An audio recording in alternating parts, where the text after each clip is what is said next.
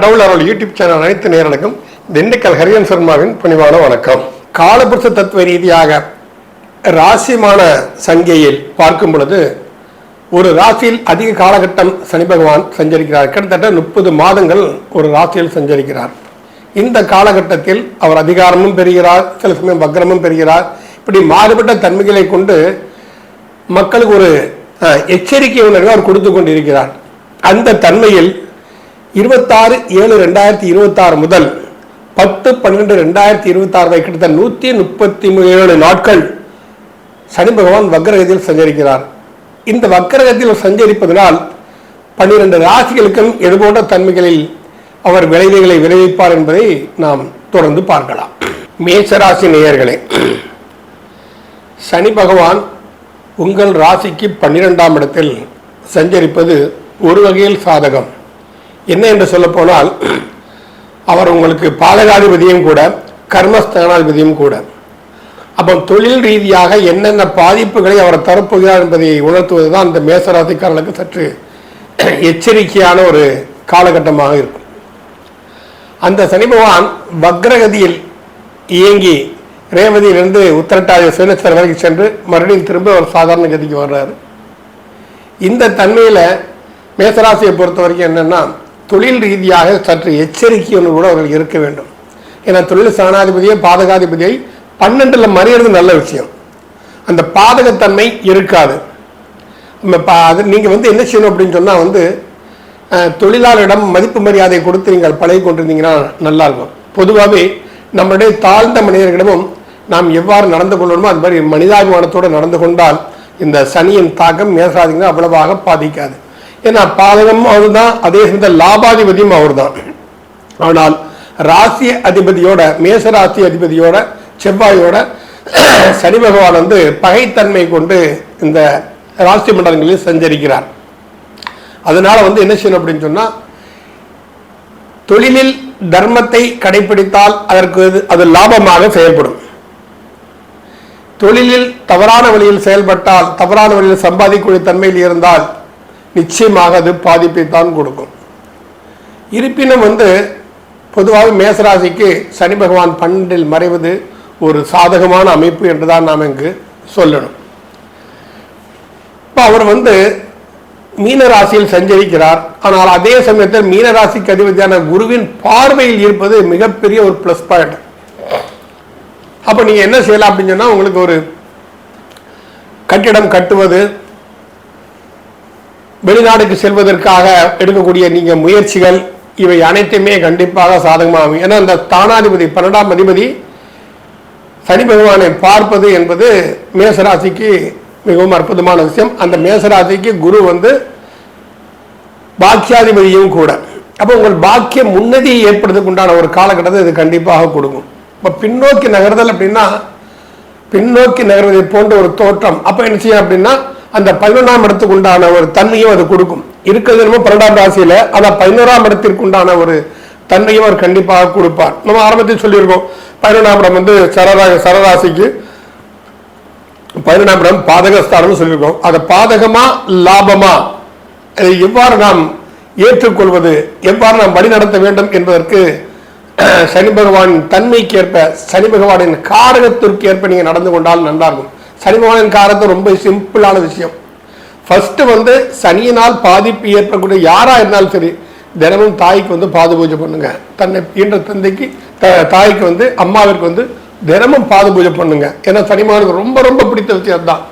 ஏன்னா இந்த சாயாதேவி, சனி பகவானுடைய அம்மாவான சாயாதேவியை அனைவரும் கொஞ்சம் ஏளனமாக பார்த்த பொழுது, சனி பகவான் தன் தாயை உயர்த்தி பார்க்க வேண்டும் என்று என்னெல்லாம் ஒரு தாய்க்கு செய்ய வேண்டிய கடமைகளோ அனைத்தையுமே செய்தார்.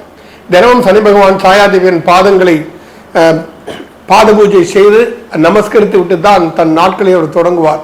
இது சனி பகவான் மிகப்பெரிய ஒரு பிரீதி. ஏழை நாடு சனி, அர்த்தம சனி, கண்ட சனி, ஜென்ம சனி, அர்த்தாத்தம சனி, எந்த சனியை பற்றியும் நீங்க கவலைப்பட வேண்டாம். நீங்க தாயாருக்கு பூஜை பண்றதை சனி பகவான் பார்த்துட்டாருன்னா அவர் அள்ளி கொடுக்க ஆரம்பிச்சிடார். உங்களுடைய பெயர், புகழ், கௌரவம், கீர்த்தி, அந்தஸ்து அனைத்துமே வாரி வழங்கக்கூடிய ஒரு தன்மை என்பது சனி பகவானுக்கு கண்டிப்பா உண்டு. சனி கொடுப்பார், யார் தடுப்பார்னு சொல்லுவாங்க. ஏன்னா ஈஸ்வரம் பட்டதனால், பரபிரம்மத்தை தரிசனம் செய்ததால் சனி பகவானுக்கு ஒரு மகத்துவமான ஒரு பவர் உண்டு.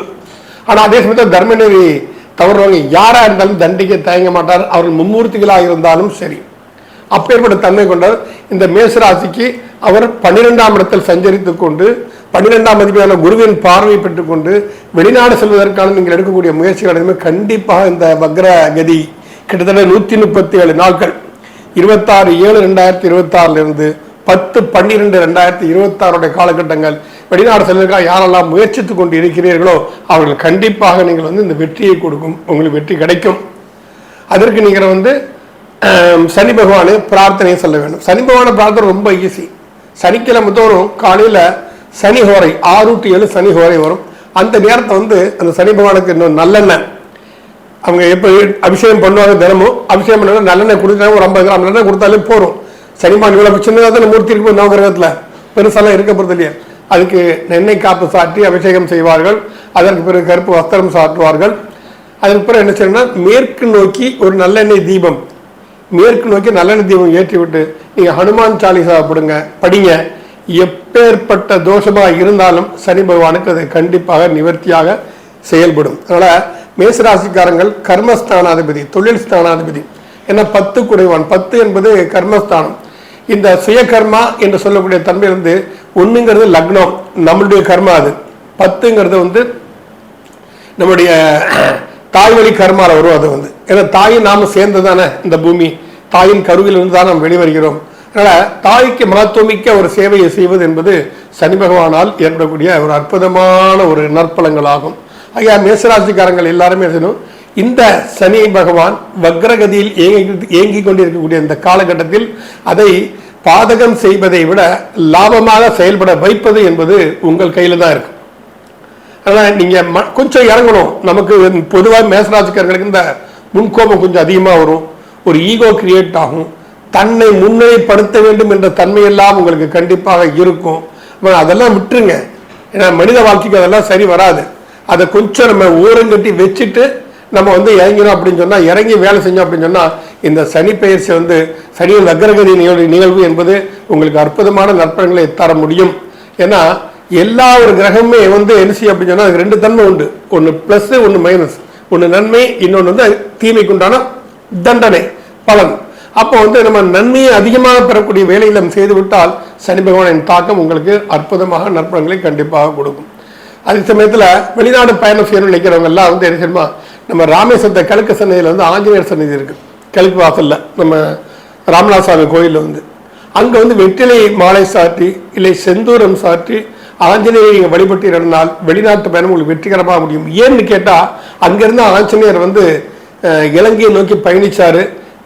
சீதையை கண்டேன் என்று வெற்றியோட திரும்பி வந்தார். அப்ப வெளிநாட்டுக்கு போனா சம்பாதிச்சுட்டு வரணும். அங்க போய் ஏதோ வேலை பார்த்தோம், கையில காசு மிச்சம் இல்லைன்னா போனதுல அர்த்தமே இல்லாம போயிடும். நம்ம குடும்பத்துக்கு போறதுன்னு நம்ம அங்க போகணும், வெற்றியோட சம்பாதிச்சுட்டு வரணும். அதுக்கு அந்த ஆஞ்சநேயர் வழிபாடுங்கிறது மிகவும் ஒரு அற்புத நற்பலங்கள் கண்டிப்பாக உங்களுக்கு கொடுக்கும்.